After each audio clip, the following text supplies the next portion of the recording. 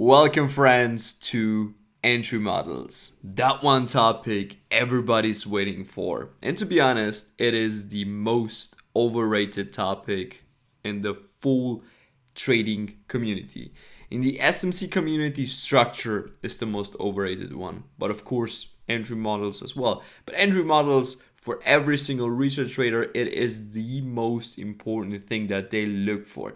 No matter how everything looks like, if they get their entry models, no matter where price is, they are going to smash that sell or buy bottom, full margin trade, and let's go. And this is what I want to explain you right now here in this video. Entry models is for me one of the most less important topics. Very, very simple. Just to say it up front. I just use entry models because you need to use an entry model. Okay, and we will show you how we can do that, because some of the entry models are no real entry models. Okay, and important is to understand that we do not trade based off entry models. Okay, so entry models, just to sum it up, what it is in reality, is just a little bit of extra confirmation. So when price, is moving like this, and we do expect, because here we got a supply zone, we do expect that price will go down from there. So what the majority is doing is they do wait here for their M1 break of structure for the nice and clean retest before price will drop all the way back down. So this is what they want to see, because if they do not see these things, then hey, it is not valid, right? So if the price will move like this, break of structure to the downside, break of structure to the upside, and then you want to see price giving you here the retest at the new created supply zone because we broke structure there. That's what everybody wants to see. And if you do not get this kind of thing, the full setup is invalid, right? Now, I don't know how often you've experienced this, but personally for me, what I do see very often on the charts, and I'm going to explain you exactly why this is the case. What I see on the charts is not something like this, but I see very often something like this.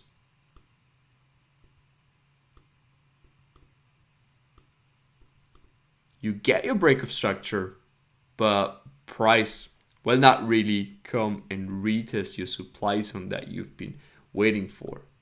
Price in fact will come then very crazy down, will then hit something here, and then it will just continue to drop down if this is what price wants to do. So very important to understand these things. Waiting for your M1 boss and then for price to return to your supply zone is one of the scenarios which we all wish that it will come true. And at the end, it is more than likely a wish. Just to be honest with you, the fact that I'm using M1 boss is in a total different perspective when I want to use it. But in these high probability setups, you don't want to see your M1 boss. What you can also see very often is this kind of scenario. A price will, you expect price to return to it, right? But in fact, what it will do is it will from here just take you out like crazy. This is like one of the most, traps that we can see, specifically at a supply zone where everybody's looking for to take a short, is exactly the point where the market would just give you the illusion that you got your confirmation that you're waiting for. It's dropping, right? It's breaking structure. It's returning to your supply zone where you get your entry, and it's starting to move down from there to give you like the extra excitement. But look, it will never surpass this level. In fact, it will start reversing, it will break some form of structure, and then it will just continue with its bullish trend. And that is the real and honest truth, that the M1 boss can be powerful, of course, but not like everybody's looking at it, because that's exactly the problem. Everybody is looking at the M1 boss with the same perspective. And if you will remain at the same perspective at your entries, like the average SMC trader, like the average retail trader, then you will get the average results of these traders. And what we want to do is we want to get the best results possible. So let me show you one of our approaches. I got everything in a PDF for you guys. Everything is here down below this video. You can see all examples that we have. Probably we have much more, you know. I just don't want to show you like thousands of scenarios because it is all the same. Everything is almost the same. So let's say we want to go short from here. Very important. What I wanted to mention is that we pick a higher time frame supply, right? M15, which is in the 4 hours and so on. And then within the M15, we go and we refine everything down to the M1. And all we look is just on the M1 or the M5. So I like to use both timeframes, M5 and M1 here. And once price is coming to it, what I like to do most is just this thing. Price is tapping into it and I'm already in the market. I'm already in it because I do expect price to reverse from there because this is my POI. I just look very often just to understand where are the POIs that where we want to expect price to move down or to move up from. And if this price will hit my POI, then I'm in that trade, you know. So I do not need now to wait for extra confirmations as I do anyway expect price to return from there. And what I like to do is very often to use a 1 to maximum 2 pip stop loss exactly at this area and just place it like that so that the high is protected. So if this area is right now that big, then I will still let my sell limit order like this place just to protect the high so I can definitely get into this trade with my risk reward ratio that I want to see. So this is like one of the entries that we use, and as you can see, it's not really an entry model because it's just like the fact that we just enter, and that's all what we need in reality. So for me personally, this is like my favorite entry style to go with the risk type of entry.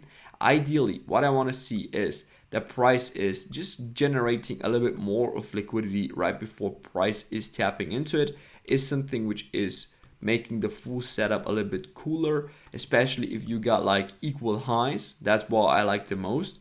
If you got even equal highs and you see this, then it's like almost 100% that this setup will work if your POI is right.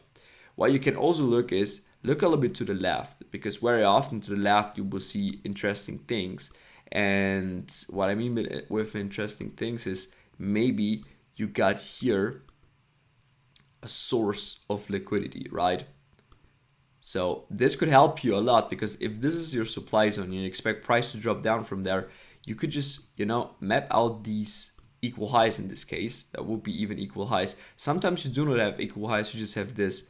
It's still okay because you just grab some form of liquidity here from the left, and that would just give you extra confirmation for your setups as well. Okay, so keep that in mind.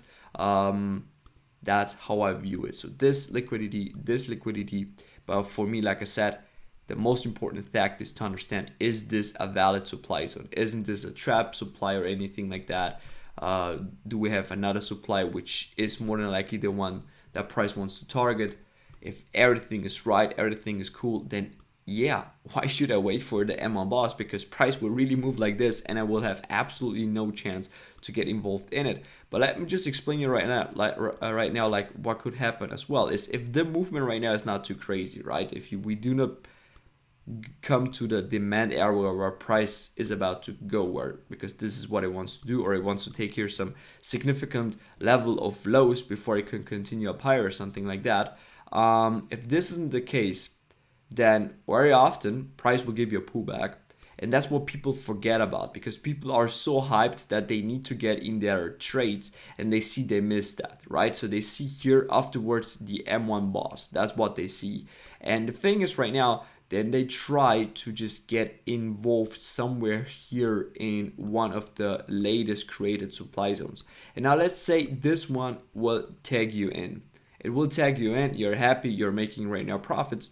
The problem is just right now that this one isn't mitigated yet and price could just easily come to it. So that is, for me, like, again, my entry model will allow me to put my sell limit here. Why? Because I got right now equal highs here at this point. Price dropped already crazy to the downside, and I can expect price to come to move up higher to take me in from there, and then to finally come to the real target. The best thing is if we have here some form of demand, which should not be a demand which is super good one, which will bring you all the way to the top, because you always need to understand on the higher time frame where price needs to go. And if it wants to come here, then this is exactly on how here people get again trapped because they do not understand these things. So what I wanted to say is right now here with the entry styles is, do not rely on the fact that price give you the boss, right? Because it gave you your boss and people are so hyped, oh yeah, I need to get into it because it gave me my boss. So very often, it will be cool to be like this. Now, is this right now the case that we do not use the M1 boss as confirmation? Sure, we do. But I'm not looking specifically for it every single time, For instance, let's say you have this, we want to re-enter. And you see right now, okay, break of structure, price reversing. Of course I get into it, of course, because I know where price needs to go and so on. And these are the factors that are really interesting for me. For me, it's not interesting right now, oh yeah, let's wait for the boss so that I can really confirm this. Because like we said, this BOS could be right now just a trap because price wants to move up higher. Now here, important for this whole scenario is that you do not have here a valid supply zone, so which means no imbalance or something like that. Okay, so this is right now what I explained to you, my favorite entry models, and you can see that we use the M1 boss as well. Even if it would be right now here in this case, price will give me the M1 boss. If I like the entry POI, right, if I like what I see, then of course I will enter, but I will not wait specifically now for the M1 boss. Okay. Okay, let's continue with the next entry model. So we know right now the M1 boss is something very typical. It's this one. So you wait for price to break structure to the upside and then to the downside. It's moving down. It's taking out the low before it took a high. Then it comes to this new created supply zone. Ideally, you have there some additional liquidity. So you see here some bearish candle or something like that. Or you can go then even to the 5 seconds and to see something there, but 5 seconds I will explain that in an extra video as well on how we take the entries on the seconds. Now I just want to give you in general the models, because everything that you see here can be used of course on the 5 seconds as well. It's the same principle, everything. On the 5 seconds the thing is just that the candles do look so weird that it would just a little bit confuse you, especially if you're not familiar to use the 5 seconds. Okay, so that would be right now one of the models. So we got risk type of entry, we got M1 boss entry.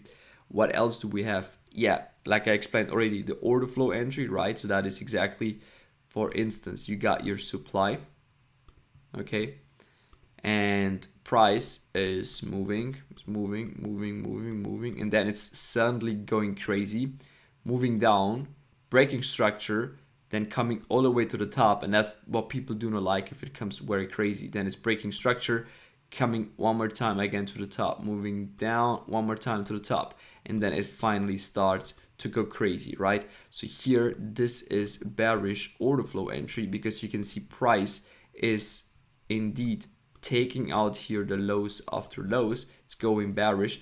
It just looks like price at some point could just reverse and go against it, because it's building up liquidity for sure, and at some point these highs will get taken out, but also only if price will hit some relevant POI, which will be responsible in general to switch price, and it will not just shift to take out this and then to drop down. No, it will come when the time is there that this will occur. So this is order flow entry.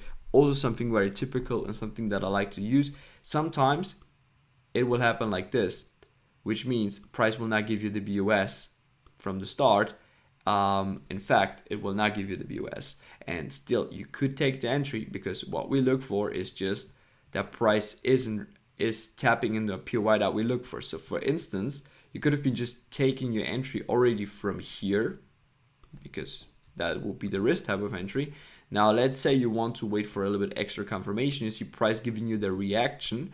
Maybe then you say, okay, it's starting establishing some form of order flow, and you're just starting to re-enter and re-enter and re-enter and re-enter, which is totally fine, right? Because prices continue to go lower and lower, and for us relevant is that price is taking out some form of flow, okay? Because then we know that people got liquidated at these points, and this is the whole idea of this order flow entry, and also the idea of taking right now here this kind of break of structure style, because that makes it for us relevant. Now, ideally, of course, is breaking this. But like I said, we do not use entry models to confirm our ID. We use entry models so we can get into the trades in the best possible prices. That's what we want to do. So this is why important is, if you want to use entry models the right way, is that your first step is your POI. And if your POI is on point, then you use entry models, okay, to get your best risk reward in your trades. That's all. That's the full secret, right? In order flow is one of the possibilities for it. For instance, okay, break of structure could be also one of the possibilities. Now let's have a look here very quickly, because that's on the PDF.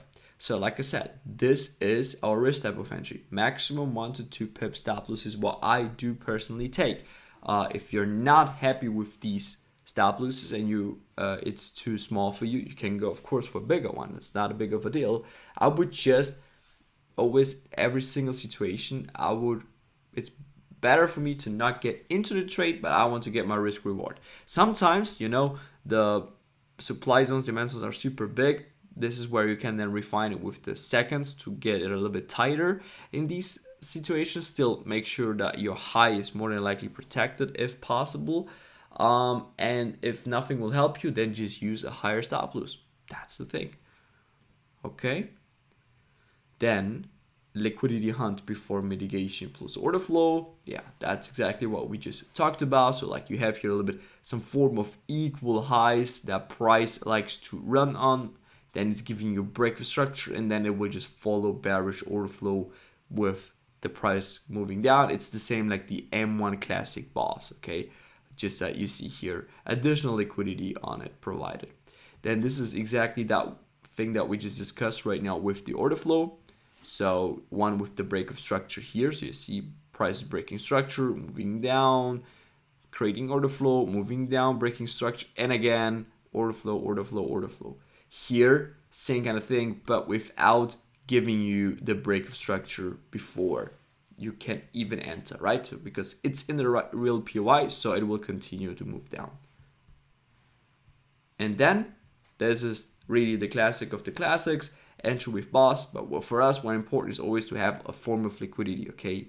At least here internally. If it doesn't provide you here too much liquidity, okay, in this case you got only one break of structure, right, which is a form of liquidity, but it's, you know, it's not very big, especially not on the M1 and so on. So the best is if you have here on the left something like we explained in the beginning of this video.